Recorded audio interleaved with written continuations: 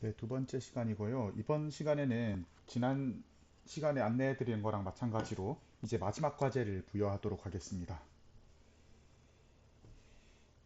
이 평가 계획서를 같이 한번 보도록 하겠습니다.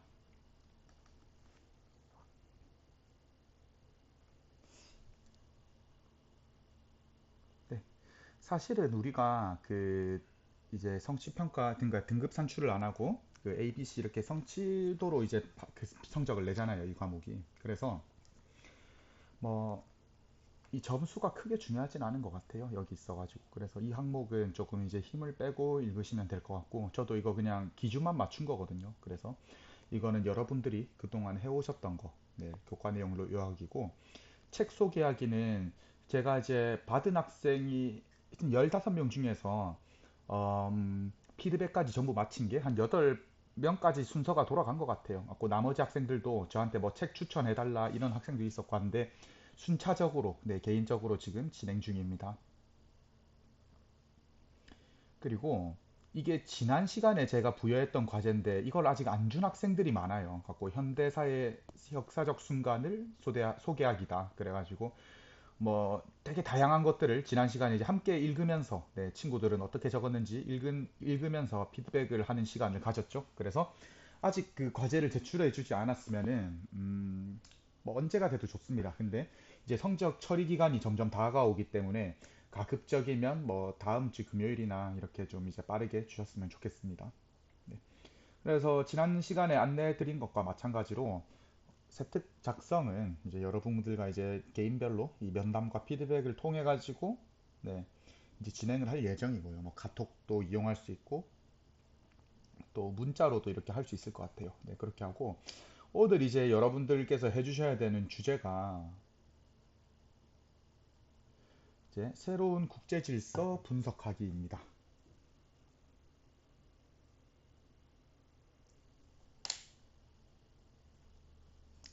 네, 새로운 국제 질서 분석학입니다. 그래서 이거는 이제 우리가 오늘 4단원, 3단원까지 끝이 날 거예요. 제2차 세계대전 끝나고 이제 다음 시간에 이제 아마 마지막 단원인 현대세계 이거 들어갈 건데 이 탈냉전 그리고 신자유주의 확산 이런 것들이니까 우리 다음 시간에는 아무튼 이제 새로운 국제질서 분석하기가 들어가야 합니다. 그러면 여기에 대해서 한 뭐 아주 간단하게 설명을 드리겠습니다. 우리 냉전 시대가 1945년 그러니까 이제 2차 대전이 끝나고 나서는 냉전 시대였어요. 그래서 이제 냉전 시대가 끝나고 나서 냉전 시대가 시작이 되었고 뭐 이거 결과 뭐 6.25도 있었고 뭐 베트남 전쟁도 있었고요. 뭐 이런 이제 세계사적인 그런 흐름들이 있었는데 지금은 탈냉전 시대예요. 그러면 탈냉전 시대 검색을 한번 해볼게요.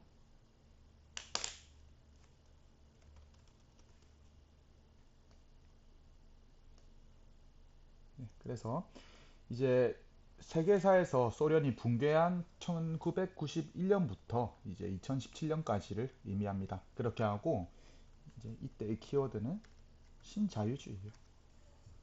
그래서 이제 그 우리가 옛날에 그 자유주의 있잖아요. 자유주의에서 이제 수부정 자본주의 또 뭐 이런 것들 이후에 신자유주의 이런 것들이 뭐 대두되었다 하면서 이제 국가의 그런 이제 경계를 허물고 뭐 규제 완화와 또 뭐 시장의 자유 그리고 시장 개방 이런 것들을 이제 주장을 했었는데 그래서 이제 우리가 냉전이 끝나고 나서요. 이제 90년대 이래로부터 이제 국제사회는 어떤 흐름에 좀 이제 몸을 맡기고 있는지 그래서 이것들이 신자유주의가 어떤 과정으로 확산되었는지 이런 것들을 함께 볼 거예요. 수업 때 다루도록 하겠습니다. 그래서 그러면 우리가 지금 지향해야 되는 가치는 무엇인가? 네, 이런 것들을 수행평가로 받겠습니다. 지금 당장은 신경 쓰지 않으셔도 되고요. 네,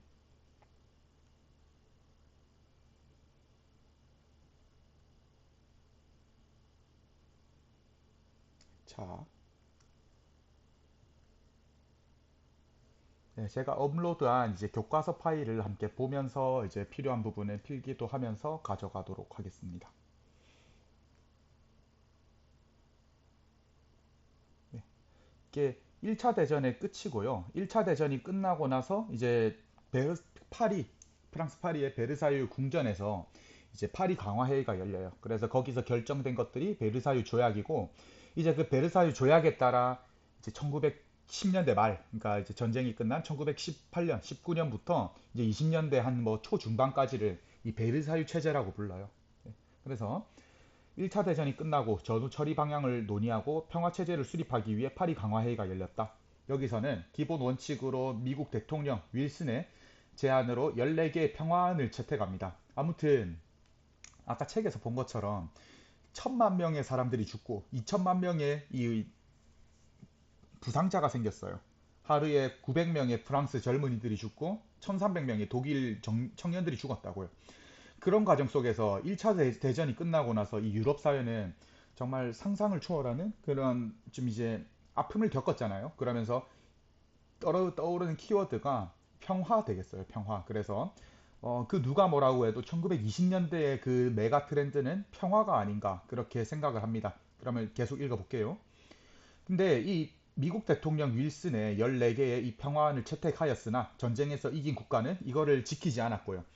독일에게 이 베르사유 조약이 내용이 굉장히 많거든요. 그 중에서 이 독일 같은 경우에는 굉장히 좀 가혹한 감이 있었다. 엄청난 배상금을 물게 했다고 해요. 그래서 패전국가 개별 조약을 맺어 전후 처리를 마무리하면서 베르사유 체제가 성립되었다. 그러면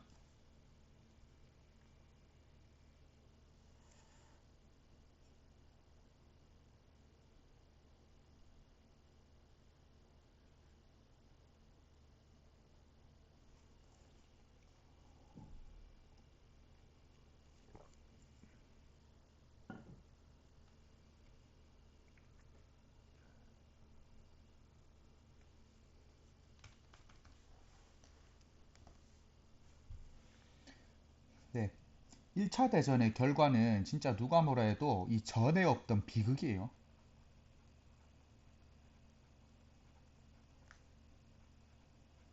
그래서 이 시대의 메가 트렌드라고 한다면 아마 평화가 아닐까, 평화를 위한 노력이 아닐까. 근데 이 평화가 좋다는 거는 중요하다는 거는 그 누구도 다 알고 있습니다. 알고 있는데 이거를 위해서 여러분들이 그러니까 여러분들이 뭐 우리 대한민국의 평화를 위해서 아니면 뭐 세계의 평화를 위해서 지구의 평화를 위해서 너희가 가진 것들을 희생해라 했을 때 정말 선뜻 희생할 수 있는 사람들이 그렇게 많진 않을 것 같아요. 그것처럼 1차 대전이 끝나고 나서 평화를 위한 노력을 했으나 사실은 이거는 좀 탁상공론에 그치지 않았다. 정말로 평화를 위해서 좀 진일보하기에는 아직까지 그 지구의 상황이, 그러니까 지구촌의 상황이 좀 원활하지 않았다는 겁니다. 그러면 1차 대전.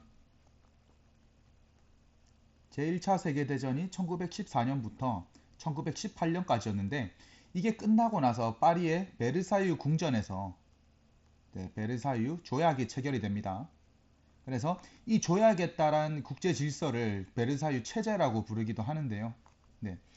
여기서는 아까 말한 것처럼 뭐 미국 대통령 윌슨이 평화에 관한 14개의 안을 냈지만은 그게 뭐 실현되진 않았고요. 뭐 정말로 이거대로라고 하면은 일본도 식민지에서 우리를 풀어줘야 되잖아요. 그쵸? 그거랑 베르사유 조약에서 또 이제 우리 동아시아랑 관련한 그런 키워드들 두 개만 살펴보겠습니다. 트렌드. 민족 자결주의. 두 번째로는 산둥반도가 키워드가 되겠습니다.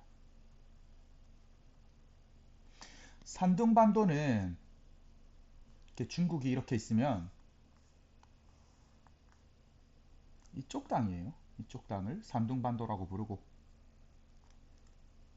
이쪽 땅을 만주 혹은 뭐 간도, 뭐 랴오등반도 뭐 이렇게 부르기도 하고요. 그래서 그 1차 대전에서 동아시아 관련한 내용은 민족 자결주의와 산둥반도 되겠습니다. 먼저 민족 자결주의는 뭐냐면 이 전쟁이 끝나고 나서 이제 평화를 위한 시대가 왔다. 그래서 식민 지배를 당하는 민족은 지구에 있는 민족들은 스스로의 운명을 스스로 결정해야 한다는 그런 주의예요. 그런데 이 조선인들이 이걸로 인해서 엄청 기대를 많이 하거든요. 아, 그러면 우리가 스스로 결정할 수 있으니까 조선민족은 일본의 지배로부터 빠져나오겠다. 예. 이런 이제 기대감에 부풀었는데 일본은 절대 그 상황을 만들어주지 않았죠. 그래서 이 여기서 말하는 민족은 패전국 식민지만 해당한다. 네, 승전국의 식민지에는 해당하지 않는다니까 전쟁에서 승리한 일본의 식민지인 조선은 스스로의 운명을 결정할 수 없다고 한 거예요. 그래서 분노한 민중들이 1919년 3.1 운동을 일으켰고요. 이 3.1 운동의 결과 수많은 조선인들 거의 뭐 거국적인 운동이었죠. 그래서 이걸 통해서 이제 일제의 통치가 무단 통치에서 문화 통치로 이제 바뀌게 됐다는 것도 알아두시면 좋을 것 같고 이 조선인들의 이런 저력이나 역량들을 굉장히 좀 두려워한 것 같아요. 그래서 이제 이 민족 분열 통치라고 하는 문화 통치로 접어듭니다. 저는 이 문화 통치란 용어보다 민족 분열 통치가 더 맞는 표현 같아요. 네, 개인적으로 그렇게 생각을 하고 있고요. 이 산둥반도 두 번째 키워드 이거는 무엇이냐 하니까 이 산둥반도의 이권을 일본에 양도한다. 이런 내용이 베르사유 조약에서 네, 처음에 의논이 돼요. 의논이 되는데 당시에 중국은 군벌들이 다스리고 있었거든요.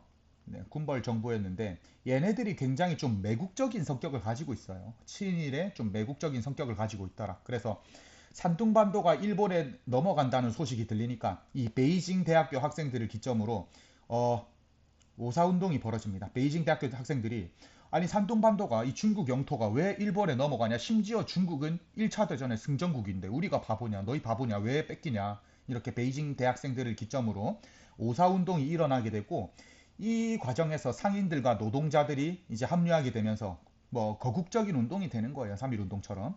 그래서 결국 오사운동은 성공합니다. 바로 중국 정부에서요. 군벌 정부에서 베르사유 조약에 사인하는 것을 거부하거든요. 네. 그래서 이 내용들이 여기에 있죠. 네. 한편 중국이 주장한 산둥반도의 권리 회복 21개조 요구가 이 일본이 중국에 요구한 21가지의 네, 21가지의 수치스러운 그런 요구들이에요. 그래서 이제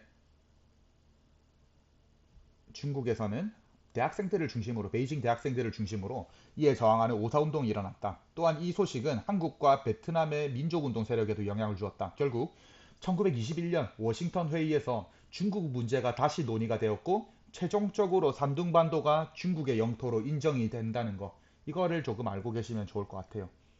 그 여러분들이 좀 알고 계셔야 하는 게 3.1 운동이랑 5.4 운동이 어떤 영향을 미쳤냐 했을 때 원래 그 조선의 독립운동가들이나 아니면 뭐 중국의 혁명가들은 이 절대 그 독립이나 혁명을 민중들을 포함을 안 시키려고 했었어요. 그래서 이제 엘리트주의라 해가지고 좀 이제 배운 사람들 혹은 뭐 가진 사람들 이 사람들이 혁명해서 국가를 새로 만들면 여기 그냥 애들이 사는 거고 백성들이 사는 거고 뭔가 백성들의 힘을 빌려서 일본을 몰아내거나 뭐 군벌을 몰아내거나 이런 생각은 안 했었어요 당시에는. 왜냐면 여러분들은 지금 전부 다 이제 그 되게 높은 수준의 교육을 받고 이러지만은 당시에는 뭐 글자를 못 읽는 사람, 평생 책 한 권 안 읽어본 사람이 굉장히 많았거든요. 그래서 이 3.1 운동과 5.4 운동 이전에는 1919년 이전에는 이 독립운동가들이 굉장히 좀 엘리트 중심적으로 이렇게 활동을 했다. 그런데 이 두 차례의 운동에서 결국에는 부분적으로 다 성공을 하잖아요. 그래서 이제 그 혁명가들과 독립운동가들이 아 민중의 힘이 굉장히 강력하구나.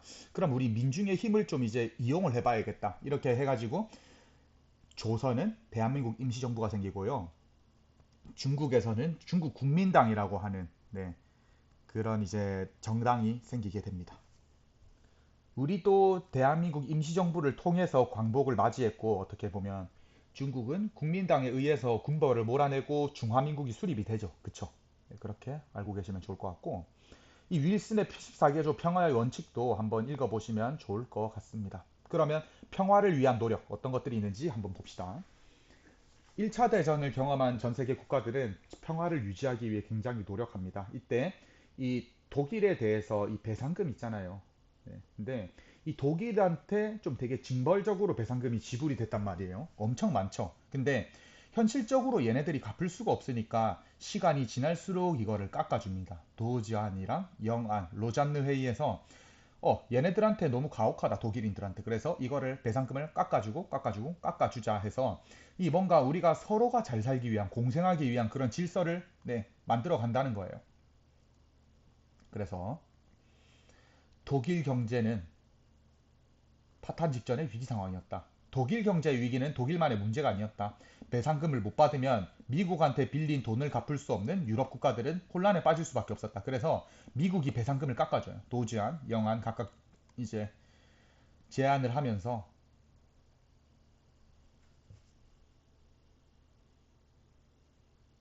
이렇게 이제 깎아주는 거죠. 근데 이때 우리가 다음 시간에 배울 이제 대공황이 발생하면서 지불하지 못하게 된다는 거. 그래서 결국에는 이렇게 돈을 깎아줬다는 거. 이렇게 알고 계시면 됩니다. 또 하나, 지금 UN 국제연합의 전신이 되는 국제연맹이 이 시기에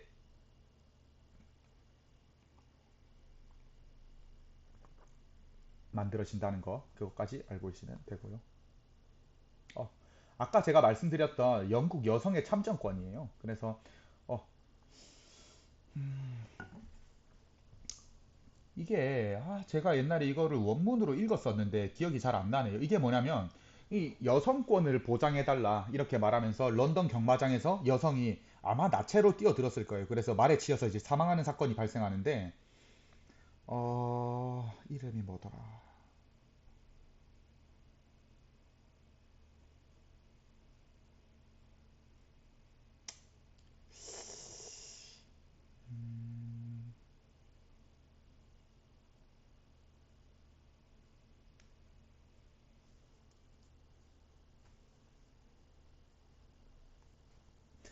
네, 제가 기억이 안 나서 이제 검색을 다시 해봤는데 에멀리 데이비슨, 데이비드슨 이렇게 부르고 이 사람이 이제 영국 참정권, 여성 참정권 운동. 그래서 지금 여성의 날에 항상 제가 이제 설명을 하는데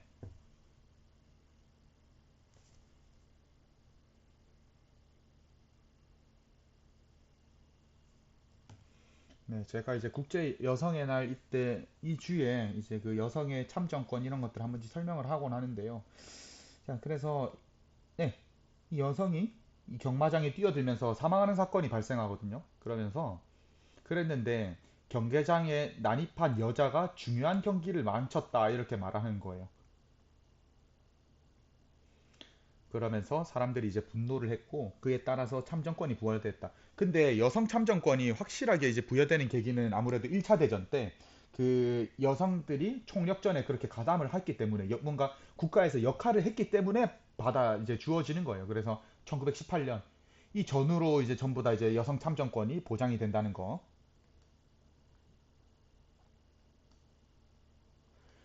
여전히 반제국주의 운동은 전개됩니다. 왜냐하면 제국주의가 이제 없어지기를 바랬지만은 이 제국주의 국가의 절반은 아직 살아남아 있었거든요. 1차 대전에서 승리한 국가들. 그래서 1차 대전 중에 영국은 이 인도의 자치권을 약속을 해요. 왜냐하면 인도의 그런 이제 군인이나 그런 자원들을 많이 가지고 갔거든요. 보세요. 자치권 인정을 약속하며 인도를 전쟁에 참전시켰다. 그러나 전쟁이 끝나고 나서 영국 인도 통치 개선법인데요. 갖고 롤러법인데 이거를 통해서 이제 인도인을 오히려 탄압을 합니다. 그때 활약했던 인물이 간디고요. 간디가 이제 비폭력 불복종 운동을 했다. 그리고 소금의 행진을 하기도 했고요. 그러면서 이 네루는 굉장히 좀 급진파였어요. 좀 이제 행동주의파. 그래서 이 간디와 네루라는 사람들이 인도하면 이렇게 이제 물레를 많이 돌리잖아요. 간디 하면은. 이게 뭐냐면 우리가 영국인들의 물건을 이제 사지 않겠다. 영국인들이 만든 면지물을 우리가 입지 않고 이 내가 지어서 내 옷을 만들 입겠다. 이런 의미예요. 그래서 영국은 신인도 통치법을 개정해서 각 주의 자치를 이제 인정을 해주고요. 하지만 이제 군사권과 외교권은 영국의 인도 총독에게 남아있기 때문에 반영 운동은 계속됩니다. 중국에서는 아까 전에 이제 말씀드렸던 그런 내용인데요. 잠깐만 설명을 해주도록 하겠습니다. 중국은 어땠는가? 네. 중국은 우리 청나라가 계속 있었잖아요. 그래서 이제 여기까지만 설명을 하고 말았던 것 같은데, 이 청나라가 통치를 너무나도, 네,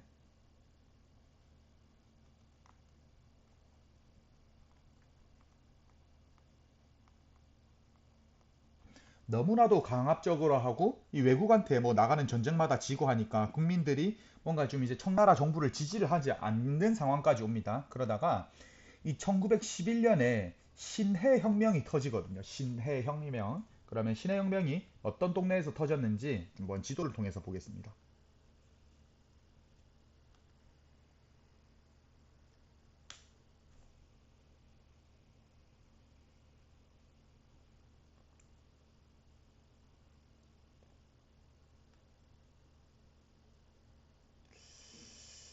아, 컴퓨터 속도가 안 나오네요. 잘.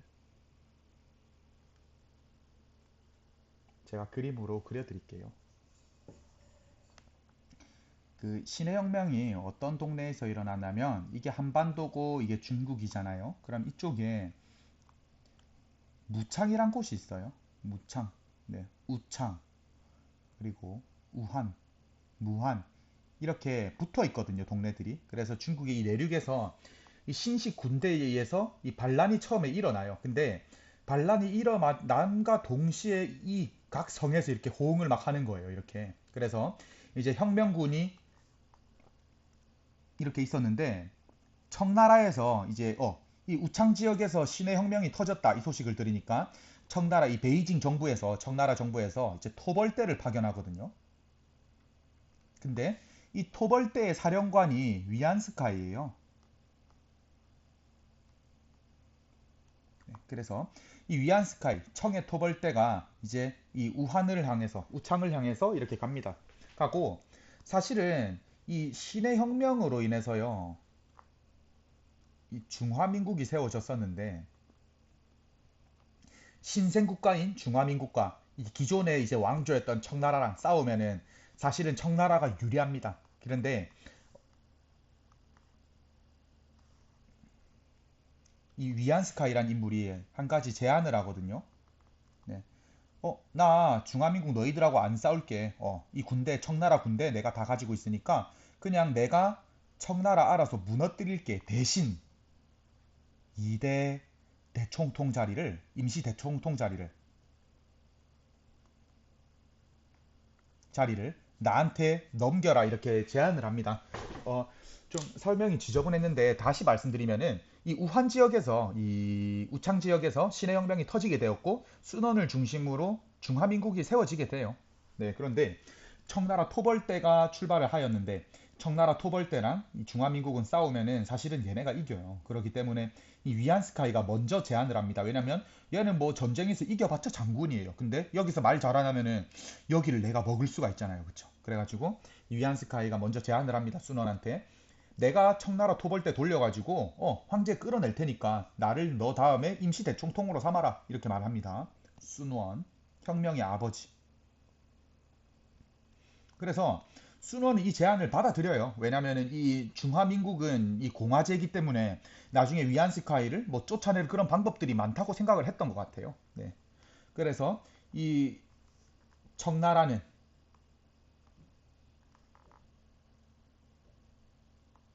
초록색으로 할게요.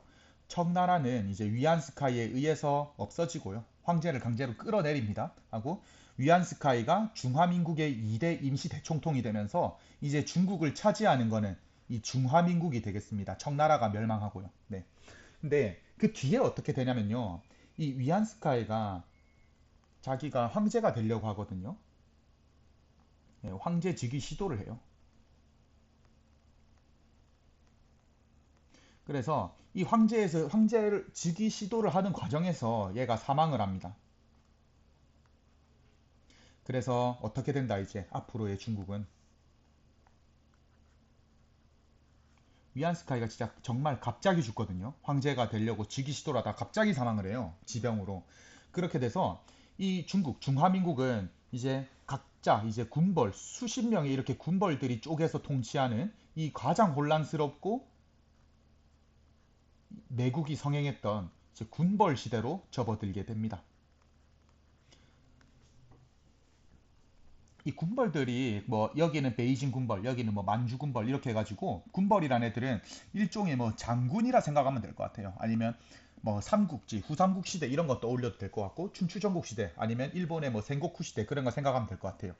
각지에 있는 이 군벌이라는 이 장수들이 네, 이제 일종의 장군과 같은 이런 군벌들이 이 제각각 지역을 다스리는 거예요. 네. 그렇게 이 시대는 이제 군벌의 시대로 접어들게 됐다는 거 이거를 알고 계시면 좋을 것 같습니다. 그래서 이 군벌 시대 때 이 정치가 진짜 개판으로 돌아가잖아요. 아까 전에 막 산둥반도도 일본으로 막 주려고 하고. 네. 그래서 이 군벌 시대에는 굉장히 이 매국적인 성향이 강했고 친일적인 성격이 강했어요. 이 군벌들이 매국과 친일에 관심이 굉장히 많습니다. 굉장히. 네. 그래서 이 군벌 시대 어떻게 이제 끝이 나냐 하니까 아까 전에 말했던 오사운동으로 인해서 와 국민들의 힘이 대단하구나 생각했던 순원이 다시 힘을 냅니다. 그래서 순원이 중국 국민당을 만들어 가지고요. 네. 그리고 공산당과 힘을 합쳐 가지고요. 그 과정에서 순원 아저씨는 돌아가시지만 이 국민당과 공산당에 의해서 군벌 정부가 이제 타도가 되고 그 다음 나오는 이제 나라는 중화민국 이 재건돼요 재건.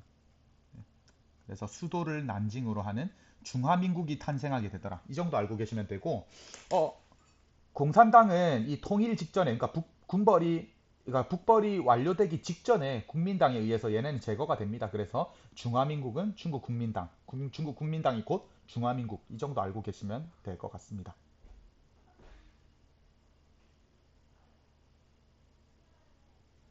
네, 그래서 이거 보시면은 중국에서는 신해혁명 이후에 정치적인 혼란 상황, 이거 군벌 시대를 말하고 그때 신청년이란 잡지를 통해서 과학과 민주주의를 이제 눈을 뜬 학생들이 오사운동을 했고 이제 네 여기 있죠. 아까 봤던 내용들이 이렇게 나오게 되겠습니다. 자 그러면 잠시 휴식했다가 경제 대공황으로 다시 만나 뵙겠습니다.